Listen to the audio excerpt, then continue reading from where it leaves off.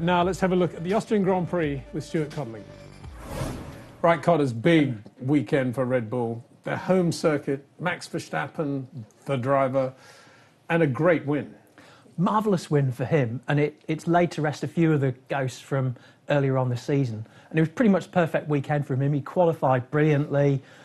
He made the best of the opening lap.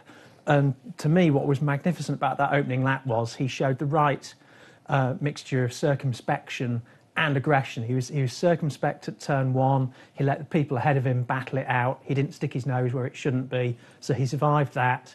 He survived a little bit of a moment at turn three where the Kimster decided he was going to drive off the track and then drive back on at maximum velocity. the devil take the consequences. And then he just nailed Kimi at turn seven. Boom, gave him a little tap. And that really set up his victory when Mercedes threw it in the dumpster. Going back, though, to qualifying, team orders became a bit of a talking point as a result of what happened there. And then in the race, that projected through to what we saw at Force India and also, to some extent, what could have happened at Ferrari at the end. So team orders, ironically, coming back into the frame at the circuit in which the whole thing began in the first place. But what did you make of all that argy-bargy in qualifying between Daniel and Max? It was a very peculiar situation because when you first saw it occurring, it was very difficult to understand what was going on. And then you heard the chafing and moaning and, it's his turn to be in front of me. No, it's my turn to be in front of him, all that sort of thing. And it does throw a fascinating light on the internal dynamic in these teams. I think basically Ricciardo was completely in the wrong. It was his turn to make the hole in the air. And for whatever reason, he was breaking discipline and decided not to do it. So he was rightly castigated. He's still a little bit of a dig. But can I just give a suggestion of what I think probably took place behind the scenes, knowing the way F1 teams work, and particularly Red Bull? Probably at some point before qualifying, Daniel said to his race engineer, or an engineer of importance, I need to have one run when I can at least get a tow around here, otherwise it's a joke. And the engineer probably would have said, yeah, good point, we'll talk about that. And then Daniel probably thought, well, that's all going to happen. And then the engineer probably went to the hierarchy and said, what do you think about this? And the hierarchy either said, difficult problem, let's not deal with it now, or they probably said, no, it's not going to happen. Either way, the message probably didn't get back to Daniel. This is the point, communication within the team. And that's always been slightly edgy at Red Bull, under the heading of Christian Horner's thing, let them race, but they can't touch one another. I still want to see how that is going to manifest itself if they both go into the World Championship in the final round with a chance to win, and the order is race one another, but don't hit one another. Yeah, right. That's where the whole thing stems from, I think, that sort of basic belief. What's he going to do? Send Dietrich Mateschitz in and do a big Monty Python hand down onto the circuit? For those of you who don't know Monty Python, it's Nicky Lauder's favourite show on TV, or used to be anyway, when dear Alan Henry was alive. Motoring News interview from about 1971, Nicky saying, yeah, the only thing I come to England for is Monty Python, yeah. Anyway. Extraordinary. The Spanish Inquisition, very funny. Thank you, Connors, for that one. Let's move just before we get rid of, before we finish with Max, let's just talk about the other team order situations that were going on. What did you make of Force India saying to Esteban Ocon, let Sergio pass, see if he can have a go at Kevin Magnussen. If not, you can have the position at the end of the race. What do you think of all that? It's the newfound spirit of cooperation in that team now that they've been threatened with having money taken away. It's complicated, isn't it? That is quite a serious use of team orders, I think, isn't it? For me, what teed that situation up was that when the virtual safety car was going down, Force India didn't feel confident enough to double stack the drivers. So Perez ended up on a more difficult strategy that kind of put him at a bit less of an advantage than Ocon. Yeah, but so that's not Ocon's fault, is it?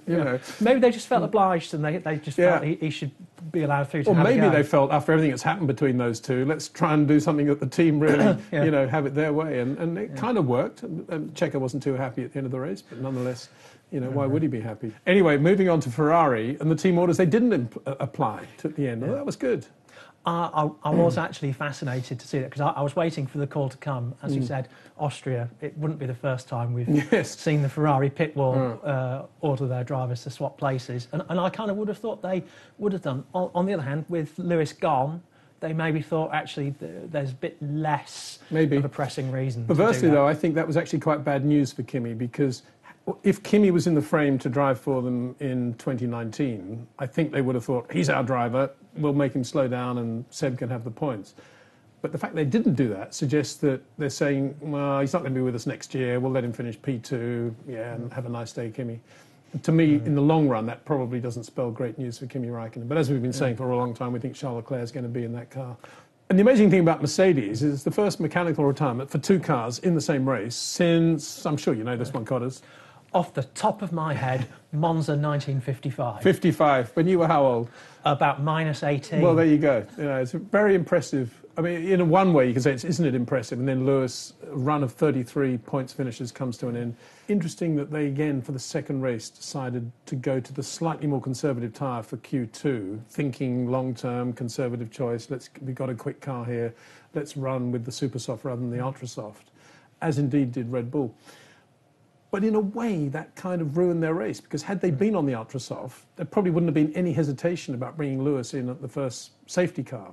So it's interesting how Mercedes are trying to, being in front, leading a championship, having won championships, a very difficult thing to sustain that. And these are all the issues. When you're behind, you can take the risk, but when you're at the front, Mercedes have to try and be conservative, but not too conservative, and they're second guessing themselves most of the time. Yeah. You've put your finger right on it there by mentioning risk, and I think Mercedes have become quite risk averse because, well, why would you want to embrace risky strategies when for 4 seasons you've had the best car, you've always had a little bit in your pocket? It's up to the people behind to take the risks. And that came to its head when the virtual safety car came out, and both Red Bulls were straight in going to soft tyres with a stack stop, a beautiful stack stop. We should give them massive credit for that.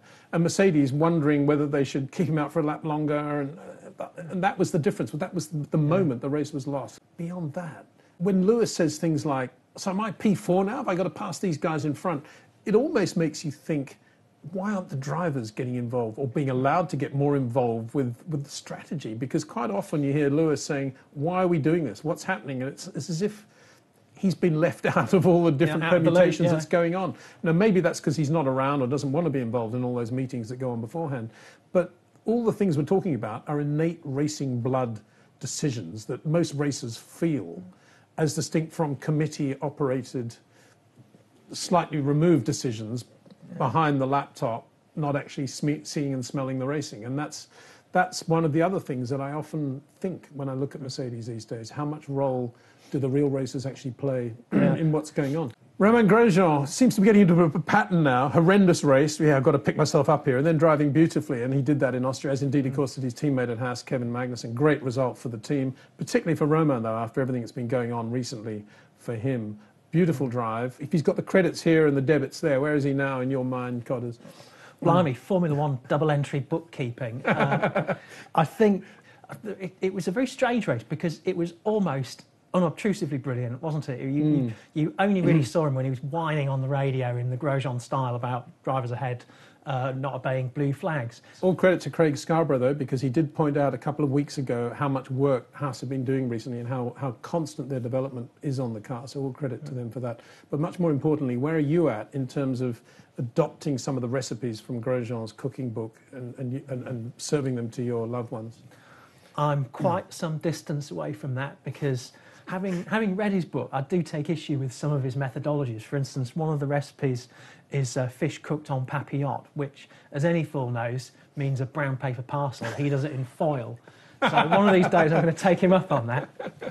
And Fernando Alonso, excellent drive from the pit lane. Sounds wonderful when you say that. Why was he in the pit lane, though? Because he damaged sufficient number of front wings to start with a non-Parc Fermé approved front wing and therefore had to be in the pit lane. Fernando, if he hadn't damaged so many front wings, he could have beaten the Haas's. But he did manage his tyres brilliantly. And he did. What was interesting was the way Leclerc said, after Alonso went past him, he, Charles, learned a lot from watching the way Alonso was managing his tyres, and it was almost like a masterclass in time management. He then had to allow Ericsson pass to have a go, which didn't work.